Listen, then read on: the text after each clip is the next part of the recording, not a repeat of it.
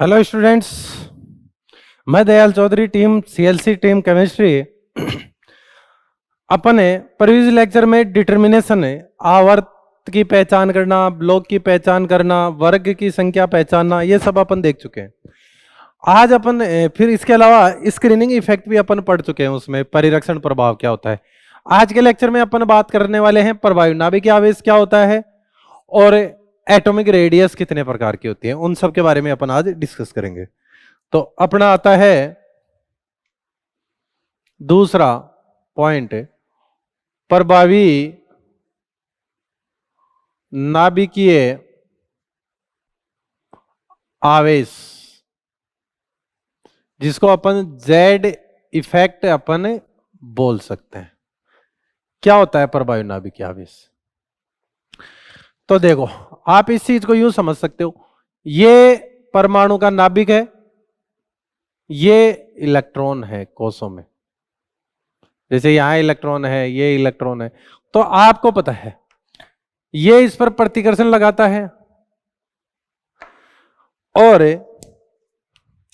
ये इस पे अट्रैक्शन लगाता है। अट्रैक्शन जेड है और ये जो लग रहे हैं वो क्या है? सिग्मा है, प्रतिकर्षण है। तो इस प्रतिकर्षण को हटाने के बाद में कुल कितना आकर्षण अंदर की तरफ लग रहा है, वही आपका परवायु नाभिकीय आवेश है। मतलब है किसी परमाणु के अंतिम संयोजी इलेक्ट्रॉन पर नाभिक के द्वारा लगाया गया परिणामी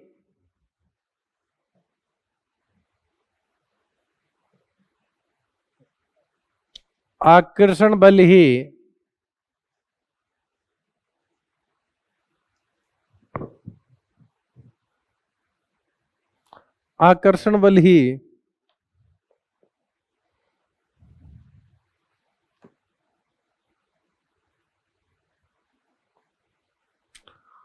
प्रभावी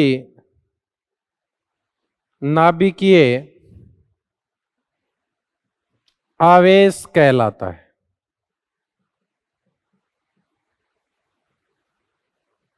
उसी को अपन क्या कहेंगे? प्रभावी नाभिकीय आवेश। इस चीज को यूं समझो आप, सबका ध्यान एकदम बोर्ड पे। जेड इफेक्ट दो तरीके से आप मेजर कर सकते हैं। एक तो फॉर सिंगल इलेक्ट्रॉन स्पीसीज,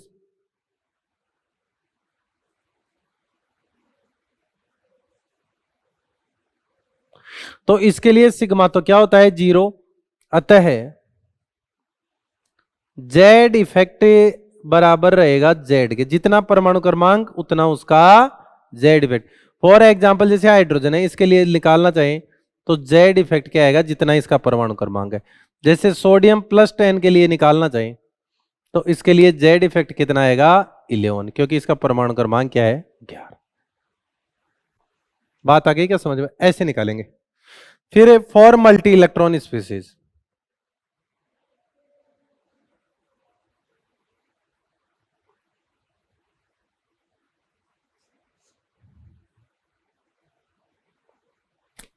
तो जेड इफेक्ट क्या हो जाएगा? क्योंकि इसके लिए सिग्मा इज टू नॉट 0, तो जेड इफेक्ट आ जाएगा जेड माइनस सिग्मा।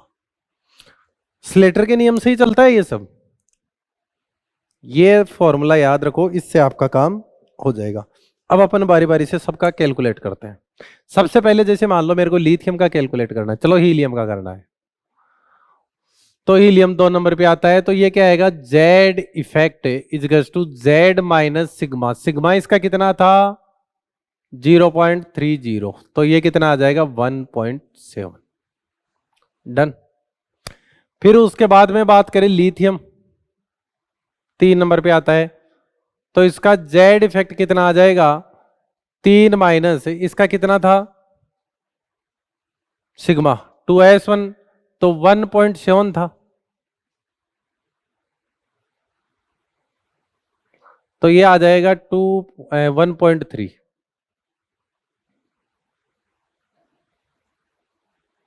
राइट, ये होगा ना। फिर आगे देखें, बेरिलियम के लिए देखना चाहिए 4, तो जेड इफेक्ट कितना आ जाएगा, तो 4 में से सिग्मा निकाल दो। सिग्मा कितना होता है इसका 2.05, तो ये कितना आ जाएगा 1.95 आएगा कि नहीं आ जाएगा। बिल्कुल सिंपल सी चीजें हैं ये, आप हमेशा याद रखो नोट। सामान्य तत्वों में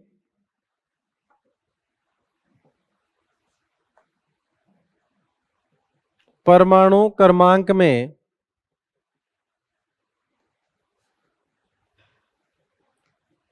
एक की वृद्धि होने पर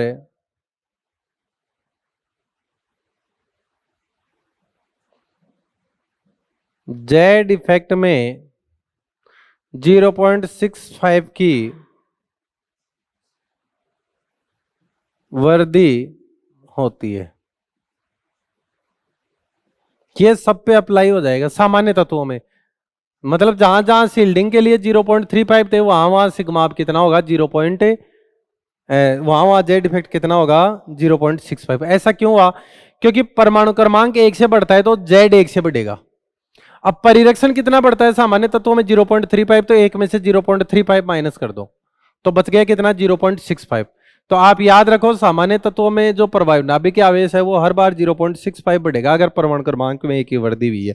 फॉर एग्जाम्पल ले लें, जैसे बोरोन का निकालना है मेरे को तो 5, तो इसका जो जेड इफेक्ट होगा मैं डायरेक्ट निकाल रहा हूं, ये वाला फॉर्मूला न लगा के डायरेक्ट। इसका देखो 1.95 था, इसमें जोड़ दो प्लस 0.65, तो ये कितना आ जाएगा 5 और 5 10, 9 और 6 15 16,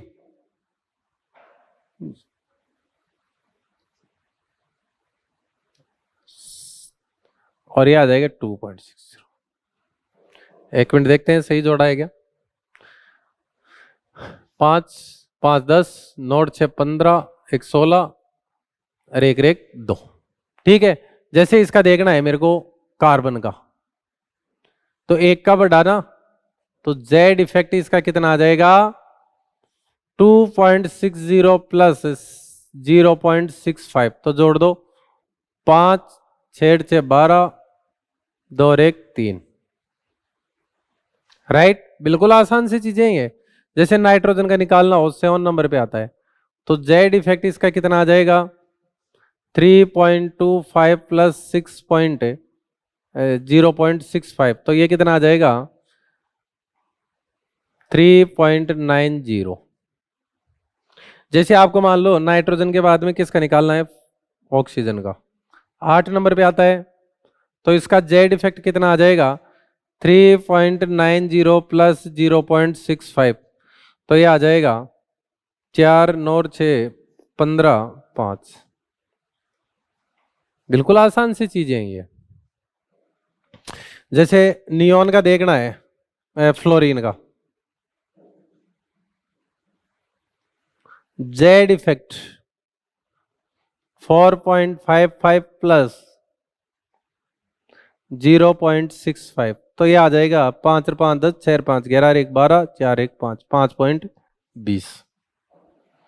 जैसे नियोन का देखना है 10 नंबर पे आता है, तो इसका जेड इफेक्ट कितना आ जाएगा 5.20 प्लस 0.65, तो ये आ जाएगा 5.85। तो बिल्कुल आसान है। अब इससे आगे क्या होगा आवर्त चेंज हो जाएगा, और आवर्त अगर बदल गया मतलब अब अक्रिय गैस से नॉर्मल तत्व के पास जाएंगे, रिप्रेजेंटेटिव एलिमेंट की बात कर रहा हूं, तो उनके पास जाएंगे, तो वहां पर का आपका क्या होगा मेजर ही करना पड़ेगा। फिर एक का मेजर कर लो, फिर L2R सामान्य तो तुम वैसे ही चलते चलो। देखो कैसे, स्क्रीनशॉट ले लो, इसको हटा रहा हूं मैं, आई होप सबने ले लिया होगा स्क्रीनशॉट।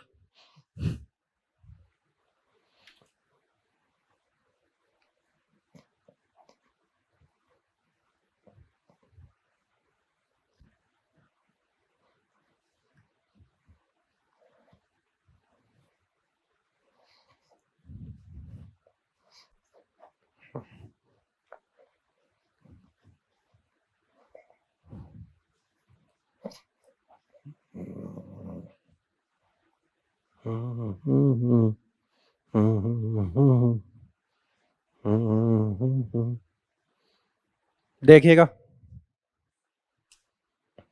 अपन इफेक्टिव न्यूक्लियर चार्ज की बात कर रहे हैं।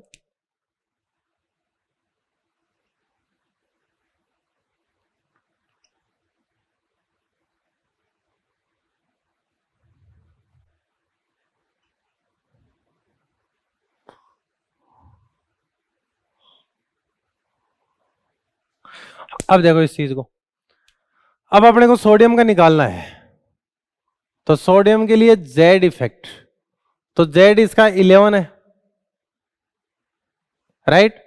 अब इसका सिग्मा कितना था, तो सिग्मा इसका 8.8 था कि नहीं था, याद आया, सिग्मा इसका कितना था 8.8, तो ये माइनस कर दो तो कितना आ गया 2.2। अब मैग्नीशियम के पास जाना है तो कुछ लफड़ा ही नहीं है, क्यों नहीं है, क्योंकि जेड इफेक्ट सामान्य तत्व आ गए, अब तो 2.2 में जोड़ दो आप 0.65, तो ये आ जाएगा 2.85।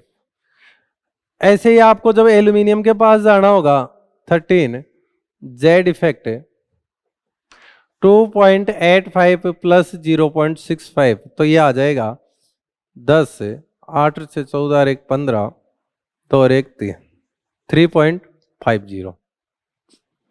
क्लियर, ऐसे आप सबका मेजर कर सकते हो आप, ठीक है। नियोन आर्गन तक चलेगा, फिर जैसे ही आपके पास पोटेशियम आएगा तो इसके लिए आपको इसका सिग्मा चाहिएगा ही चाहिएगा, तो जेड इफेक्ट इसका कितना आ जाएगा 19 माइनस 16.8 इसका होता है, तो ये कितना आ जाएगा 2.2। तो देखो 2.2 2.2, इसका मतलब जब एक वर्ग में चलते हैं ना अपन, तो जेड इफेक्ट लगभग नियत ही चलेगा। लिथियम से सोडियम के पास थोड़ा सा बढ़ा, लेकिन उसके बाद में सब जगह 2.2 2.2 2.2, कहीं पे भी नहीं बढ़ेगा। जैसे कैल्शियम का निकालना है तो कैल्शियम नॉर्मल एलिमेंट है, तो इसका जेड इफेक्ट कितना आ जाएगा 2.2 प्लस 0.65, तो ये आ जाएगा 2.85, राइट। लेकिन जैसे ही कैल्शियम के बाद में स्कैंडियम आएगा तो ये आपका ट्रांजिशन एलिमेंट आ गया, तो इसके लिए जेड इफेक्ट कितना आएगा 21 माइनस 18, तो कितना आ जाएगा 3 आ जाएगा, कितना आ जाएगा 3 आ जाएगा। क्लियर, समझ रहे हो ना आप चीजों को। अब ऐसे ही जैसे टाइटेनियम का निकालना हो तो जेड इफेक्ट 22 माइनस 18.85 होता है इसका, तो ये आ जाएगा 3.15। डन। अब एक चीज देखो, आप यहां से समझो, नोट डी ब्लॉक के तत्वों में सामान्यतः, जैसे परिरक्षण प्रभाव में मैंने सामान्यतः काम में लिया है, वैसे यहां सामान्यतः काम में लिया है। ऐसा क्यों, क्योंकि अगर किसी का इलेक्ट्रॉनिक विन्यास अपवाद स्वरूप है तो उस तत्व में और उससे आगे वाले एक में, जैसे क्रोमियम में अपवाद है और मैग्नीज जस्ट आगे वाला है, तो इन दोनों का जेड इफेक्ट आपको मेजर करना पड़ेगा। ये जो ट्रिक बोलने वाला हूं वो काम नहीं आएगी, बाकी सब में लग जाएगी। डी ब्लॉक के तत्वों में सामान्यतः है, जहां जहां इलेक्ट्रॉनिक विन्यास अपवाद रहेगा वहां नहीं लगेगी, और उससे एक आगे वाले में नहीं लगेगी, बाकी सब जगह लग जाएगी। सामान्यतः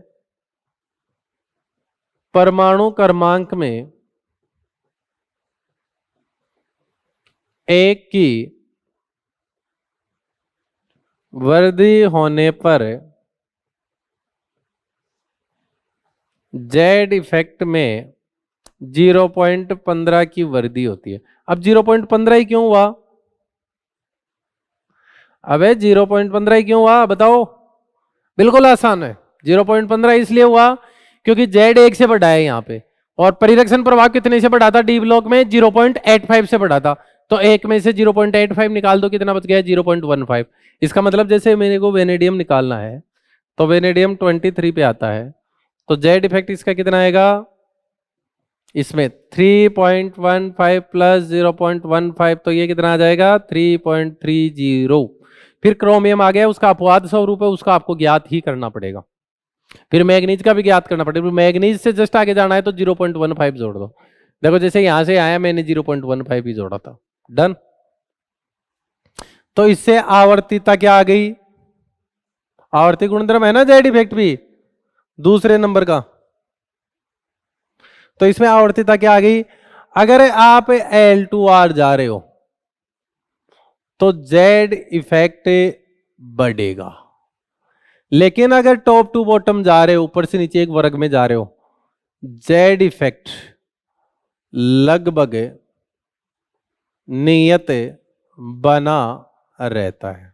और यही कारण है कि ऊपर से नीचे जाते हैं तो कभी जेड इफेक्ट की बात करते ही नहीं है कि भाई सोडियम से पोटेशियम के पास गए तो जेड इफेक्ट बढ़ गया, ऐसी बातें अपन नहीं करते। वहां परिरक्षण प्रभाव की बात करते हैं, क्योंकि नीचे जाते हैं ना तो शील्डिंग इफेक्ट या जिसको अपन सिग्मा बोलते हैं ये बहुत ज्यादा बढ़ता है। तो इधर जाने पे इसकी बातें होती है, इसकी बातें नहीं होती। और इधर जाते हैं तो ये भी बढ़ता है, स्क्रीनिंग इफेक्ट भी बढ़ता है, लेकिन ये ज्यादा इफेक्टिव माना जाता है, कौन, जेड इफेक्ट। बात आ गई क्या समझ में। तो आवर्ती गुणधर्म जो भी आएंगे इधर जाएंगे तो जेड इफेक्ट प्रभाव नाभिक आवेश से बताएंगे, टॉप टू बॉटम जाएंगे तो अपन किससे बताएंगे, परिरक्षण प्रभाव से बताएंगे। राइट, स्क्रीनशॉट ले लो इसका, या जैसे क्वेश्चन आ जाए, निम्न में से कौन से युग्म में जेड इफेक्ट में ज्यादा अंतर है, अधिकतम अंतर है।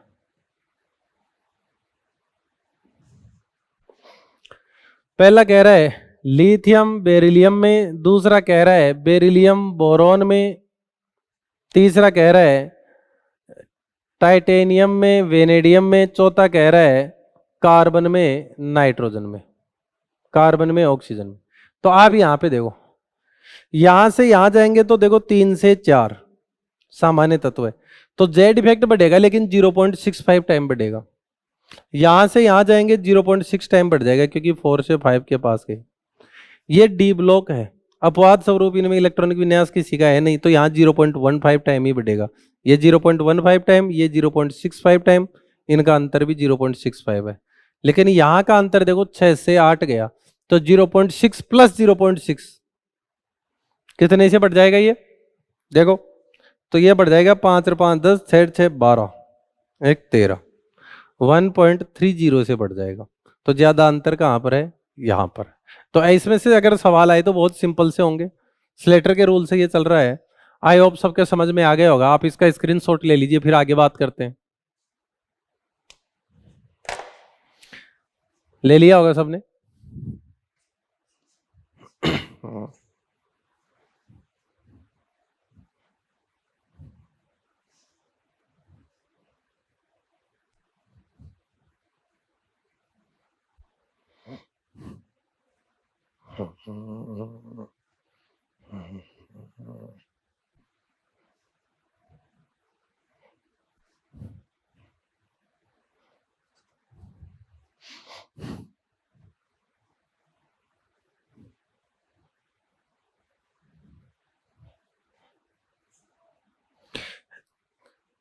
एक पारिभाषिक शब्द पढ़ लेते हैं, थोड़ा ध्यान में आ गया, बता देता हूं आपको यहीं पे। आइसो इलेक्ट्रॉनिक स्पीसीज, इसको अगर बोला जाए तो आप क्या बोल सकते हो, सम इलेक्ट्रॉनिक स्पीसीज। क्या होती है, वे स्पीसीज जिनमें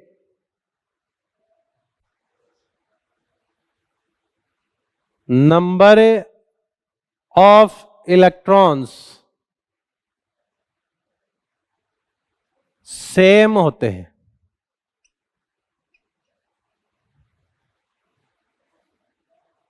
आइसो इलेक्ट्रॉनिक स्पीसीज कहलाती हैं। उनको अपन क्या बोलेंगे, आइसो इलेक्ट्रॉनिक स्पीसीज कहेंगे। फॉर एग्जाम्पल आप समझिएगा, जैसे मैं कहूं lithium plus helium, beryllium +2, boron +3, carbon +4। तो इन सब के पास देखिए कितना इलेक्ट्रॉन है। लिथियम के पास 3 इलेक्ट्रॉन होते हैं, एक निकाल दिया 2। हीलियम के पास 2 होते हैं। बेरिलियम के पास कितना इलेक्ट्रॉन होता है? 4। 2 निकाल दिया, कितना बच गया? 2। 5 होते हैं, 3 निकाल दिया। जितना प्लस है उतना इलेक्ट्रॉन माइनस कर दो उनके एटॉमिक नंबर में से। 3 नंबर है, 2 नंबर है, 4 नंबर, 5 नंबर, 6 नंबर। तो टोटल इलेक्ट्रॉन तो इनके पास क्या है? नंबर ऑफ इलेक्ट्रॉन्स वो कितने हैं? 2। तो ये आपस में कैसी हो गई? आइसो इलेक्ट्रॉनिक स्पीसीज हुई कि नहीं हुई? या जैसे एक और जोड़ लो आप, हाइड्राइड जोड़ लो। ये जितना एनाइन होता है उतना जोड़ दिया जाता है। और एग्जाम्पल लेना चाहें तो देखो, N-3 ले लो, O-2 ले लो, F- ले लो, Ne ले लो, सोडियम प्लस ले लो, मैग्नीशियम +2 ले लो, एल्यूमिनियम +3 ले लो, सिलिकॉन +4 ले लो।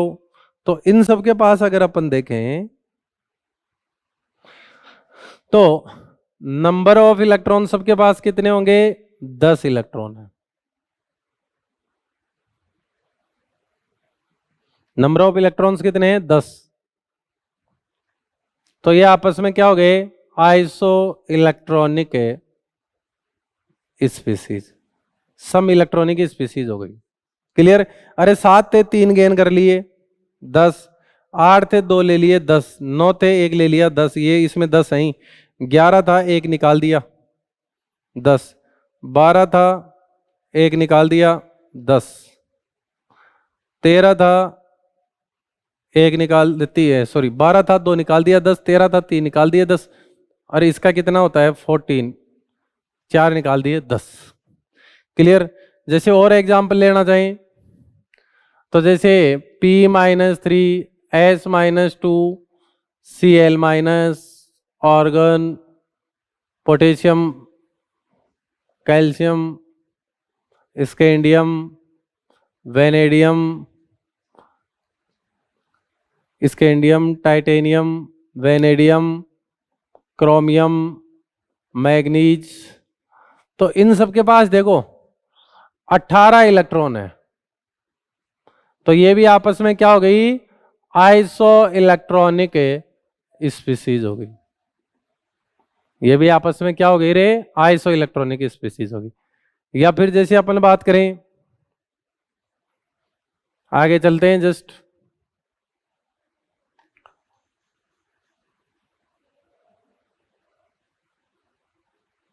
ऑक्सीजन, सल्फर, सिलेनियम, फिर इसके बाद में ब्रोमाइड हो गया, क्रिप्टॉन हो गया, उसके बाद में पोटेशियम के बाद रुबिडियम हो गया, स्ट्रोंशियम हो गया, येट्रिबियम हो गया, रुबिडियम, स्ट्रोंशियम, येट्रिबियम। तो इन सब के पास देखो कितना इलेक्ट्रॉन है? 36 इलेक्ट्रॉन है। तो ये आपस में क्या हो गए? आइसो इलेक्ट्रॉनिक स्पीसीज होगी। अगर और आगे देखना चाहते हैं तो और देख लीजिए भाई, जैसे आयोडाइड हो गया, जीनोन हो गया, इसके बाद में सीजियम प्लस हो गया, बेरियम +2 हो गया, लेंथेनम +3 हो गया। तो इन सब के पास कितना इलेक्ट्रॉन है? 54 इलेक्ट्रॉन। तो ये आपस में क्या है? Iso electronic species. समझ रहे हो ना? Iso electronic species. और देखो जैसे N2 हो गया, O2+2 हो गया, C2-2 हो गया, CO हो गया, NO+ हो गया, CN- हो गया। इनके पास देखो आप कितना इलेक्ट्रॉन है? 14 इलेक्ट्रॉन। 7 और 7 14, 8 और 8 16, 2 गए तो कितने हो गए? 14। 6 से 12, 2 जोड़ दिए 14। 8 से 14 हो गए 14। 8 7 15, 1 निकाल दिया 14। 7 से 13, 1 जोड़ दिया 14। तो ये भी आपस में क्या है? Iso electronic series. या स्पीसीज। और देखना चाहिए तो CO3-2 ले लो, HCO3- ले लो, NO3- ले लो,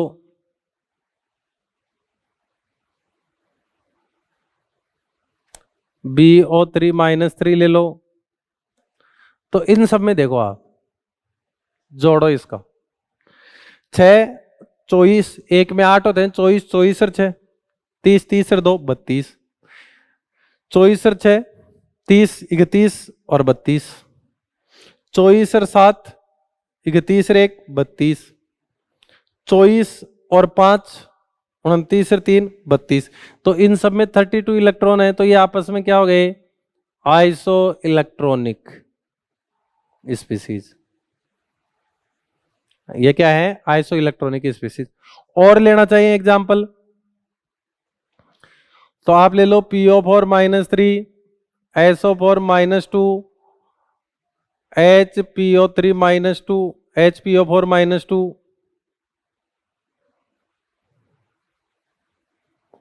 H2PO4-, HSO4-, ClO4-, HClO, H2SO4, H3PO4। तो देखो आप इन चीजों में देखो,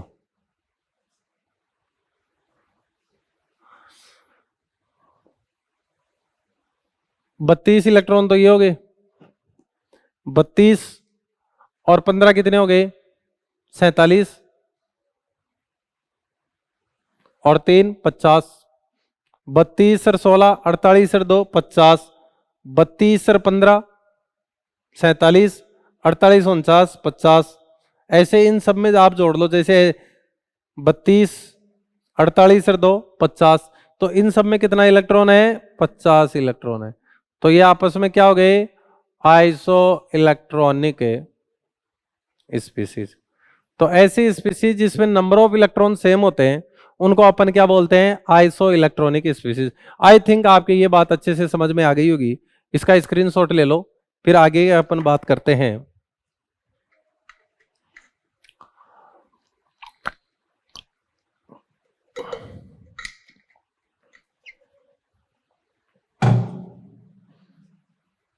ले लिया होगा सबने।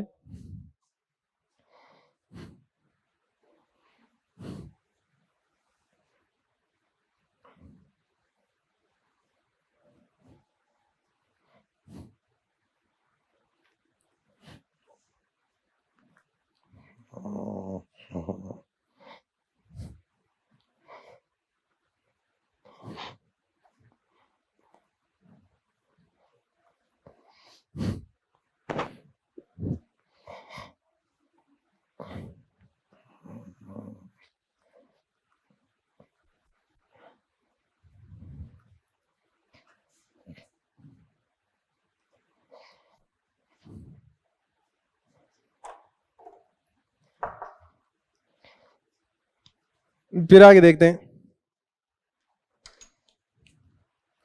तीसरी पीरियडिसिटी प्रॉपर्टी, साइज।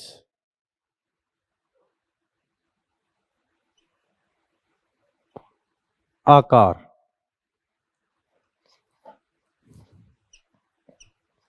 एक्चुअली में कॉम्पिटिटिव एग्जाम के क्वेश्चंस यहां से शुरू हो जाते हैं। तो देखिए आकार, आकार की अपन बात करें तो टाइप्स ऑफ एटॉमिक रेडियस,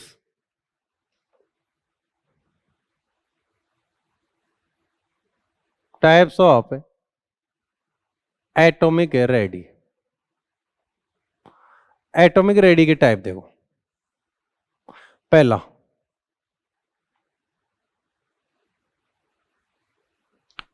सहसंयोजक त्रिज्या, जिसको आप बोल सकते हो कोवेलेंट रेडी, जिसको आप डिनोट करोगे RCV से। क्लियर। दूसरा धात्विक त्रिज्या, जिसको आप बोल सकते हो मेटेलिक रेडी, और इसको डिनोट करते हैं आर एम से। तीसरा आपका आता है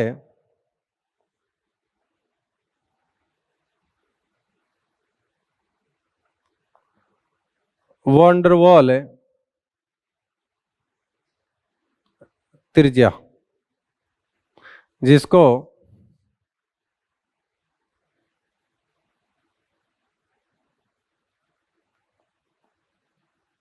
वॉन्डरवॉल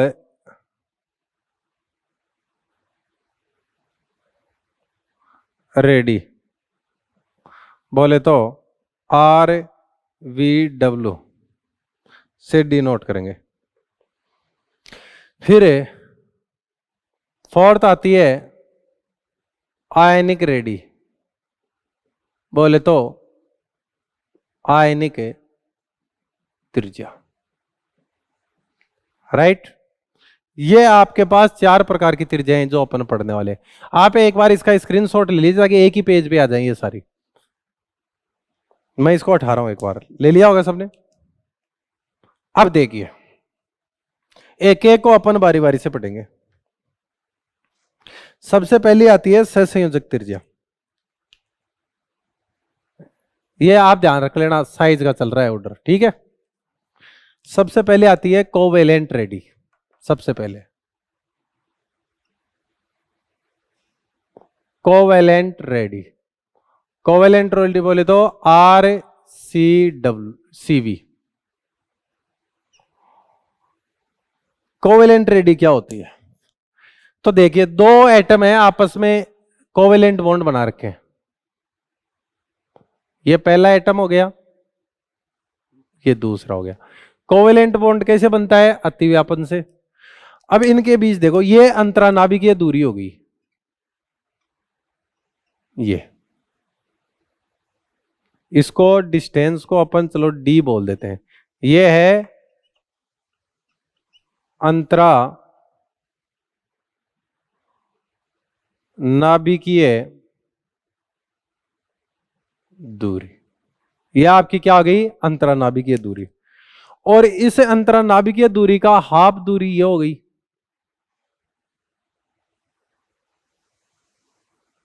ये अंतरानाभिकीय दूरी की आधी दूरी हो गई कि नहीं होगी? ये आपकी है सहसंयोजक त्रिज्या।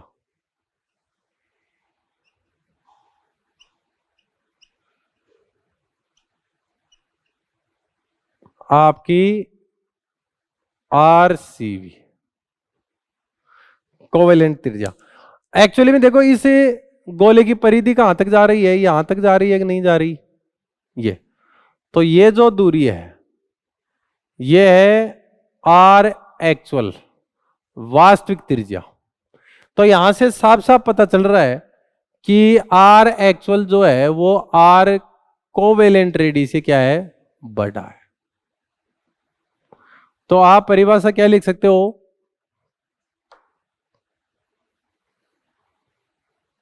दो परमाणु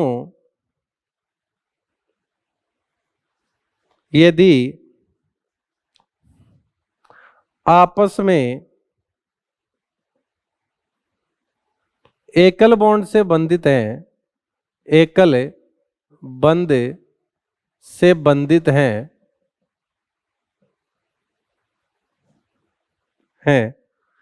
दो समान होने चाहिए परमाणु, एकल बंध से बंधित हैं, तो ऐसी स्थिति में उनकी अंतरानाभिकीय दूरी की आधी दूरी सहसंयोजक त्रिज्या कहलाती है।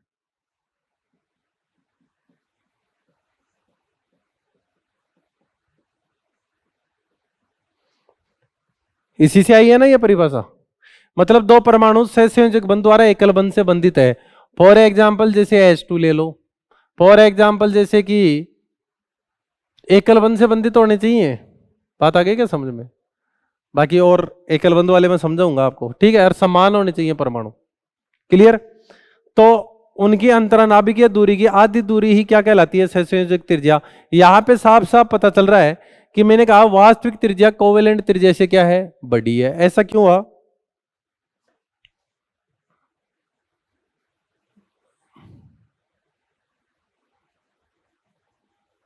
एक्चुअल रेडी कोवेलेंट रेडी से बड़ी होती है, या यूं कह सकते हैं कोवेलेंट रेडी एक्चुअल रेडी से छोटी होती है, और यही ज्यादा लैंग्वेज परफेक्ट रहेगी। कोवेलेंट रेडी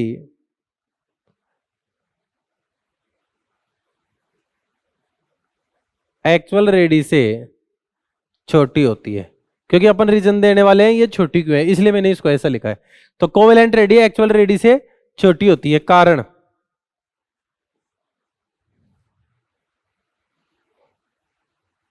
सहसंयोजी या कोवेलेंट रेडी में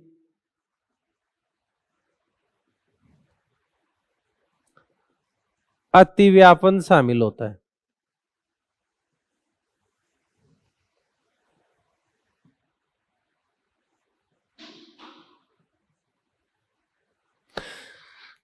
इसमें क्या होगा, अतिव्यापन शामिल है, मिक्स हो जाएंगे ऑर्बिटल से एक दूसरे में, राइट।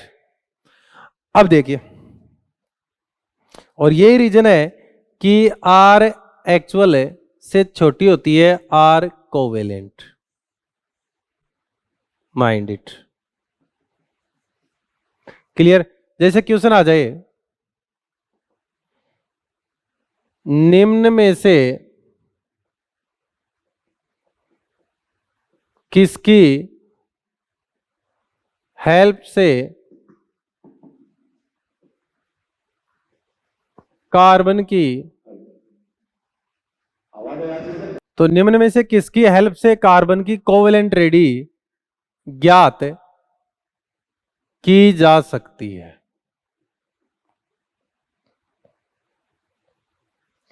पहला कह रहा है C2H6 से, दूसरा कह रहा है C2H4 से, तीसरा कह रहा है C2H2 से, फोर्थ कह रहा है